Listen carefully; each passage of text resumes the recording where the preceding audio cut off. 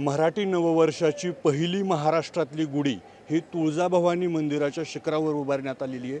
पहाटे 5 वाजताच आपण पाहू शकतोच की ही मंदिराच्या शिखरावरची ही पहिली गुढी आहे। या ठिकाणी विधिवत अशी पूजा करून ही गुढी उभारण्यात आलेली आहे। नेमकी मंदिरातल्या ह्या गुढी उभारण्याची परंपरा काय आहे हे जाणून घेऊया। आपल्यासोबत आहेत महंत। बाबा, काय ही आपल्या मंदिरातल्या गुढी उभारण्याची परंपरा कधीपासून गुढी उभारली जाते, काय परंपरा आहे? तुळजाभवानीची आख्यायिका ही त्रेतायुगापासून आहे। त्रेतायुगापासून म्हणजे ज्यावेळेस रामचंद्र प्रभू वनवासाला निघाले होते, त्या वनवासाला निघत असताना तुळजाभवानीने रामचंद्र प्रभूला जी दक्षिण दिशा दाखवली आहे ते तुळजापूर ठिकाण, आणि रामचंद्र प्रभूंना रावणाचा वध करण्यासाठी जो आशीर्वाद दिला आहे तो तुळजाभवानी मातेने, म्हणजेच रामाला वर देणारी रामवरदायिनी ही आख्यायिका आहे। म्हणून तुळजाभवानी मंदिरावर त्रेतायुगापासून गुढी उत्सव हा साजरा केला जातो। आणि हा गुढी उत्सव म्हणजे एक अशा प्रकारे आहे की जी रामचंद्र प्रभू ज्यावेळेस वनवासातून मुक्त झाले होते त्यावेळेस अयोध्येमध्ये त्रेतायुगात गुढी उभा केलेल्या होत्या सर्व। तशीच ही तुळजाभवानी मंदिरावर बी ह्या वर्षी ही नववर्षाची सुरुवात तुळजाभवानी मातेचे चरणती झाल्यानंतर पहाटे मंदिराच्या शिखरावर जी गुढी उभा केली जाते ही नववर्षाची सुरुवात ही त्रेतायुगापासूनच आहे।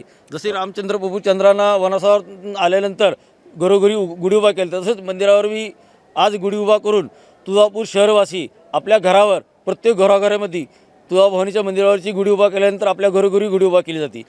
गुढीसाठी लाल वस्त्र आहेत, खास हार आहे। ही वस्त्र कशी निवडली जातात, हा हार कुठून आणला जातो आणि इथली परंपरा काय आहे मंदिरातली? तुळजाभवानीची जी गुढी आहे परंपरा उभा करण्याची ती अब्दागिरी वर उभा केली जाते। तुळजाभवानीचा जो निशिरेला जो सालो असतो तो सालू त्या गुढीला परिधान केला जातो, आणि गुढीला लिंबाचा, आंब्याचा, फुलाचा व साखरेचा हार हे देवीच्या मंदिराच्या शिखरावरच्या गुढीला घातला जातो।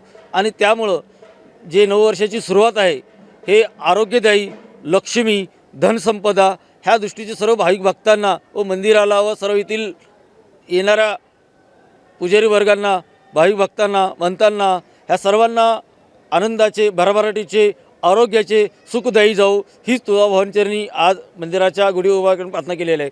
आणि तसेच काल महाराष्ट्र राज्याचे मुख्यमंत्री देवेंद्रजी फडणवीस साहेब तुळजाभवानी दर्शनासाठी आलते व तुळजाभवानी दर्शनातून त्यांनी देवीजीचा जो गर्भगृह आहे त्याचीही पाहणी केली व त्यासंग तुळजाभवानी मंदिर विकास आराखडा व मंदिर परिसराचीही पाहणी केली व त्यात देवीजीच्या गर्भगृहाला जे तडे गेलेले आहेत ते तडे देवेंद्रजी फडणवीस मुख्यमंत्री साहेबांना हे दाखवलेले आहेत। त्यांनीसुद्धा आश्चर्यचकित झालेले आहेत की एवढे मोठे तडे गेलेले आहेत, आणि त्यांनीही आश्वासित केले आहे की या लवकरात लवकर शासन दरबारी ह्या तुळजाभवानी मंदिर विकास आराखड्याचा व देवीजीच्या गर्भगृहाचा लवकरात लवकर कामाचा जीर्णोद्धाराचं काम पूर्ण करून देऊ असं आश्वासन केलेलं आहे। आणि नववर्षाची आज आम्ही तुळजाभवानी मंदिराच्या गुढी उभा करताना गुढीसमोर प्रार्थना केली आहे की यावर्षी जी गुढी ह्या मंदिराच्या शिखरावर उभा राहिलेली आहे ती पुढच्या वर्षी नवीन शिखरावर गुढी उभा राहावी हीच आई तुळजाभवानी चरणी व गुढीसमोर प्रार्थना केलेली आहे। बोल भवानी माता की जय। एकंदरच ही महाराष्ट्रातली पहिली गुढी म्हणायला हरकत नाही आहे। पहाटे 5 वाजता ही गुढी उभारण्यात आलेली आहे आणि या उत्सवानंतरच शहरभरात प्रत्येकजण आपल्या घरी गुढी उभारतो। पुढच्या वर्षाची गुढी ही नवीन शिखरावर असावी अशी प्रार्थना महंतांकडनं यावेळी करण्यात आलेली आहे। अप्पासाहेब शेळके, एबीपी माझा, धाराशिव, तुळजापूर। एबीपी माझा, उघडा डोळे बघा नीट।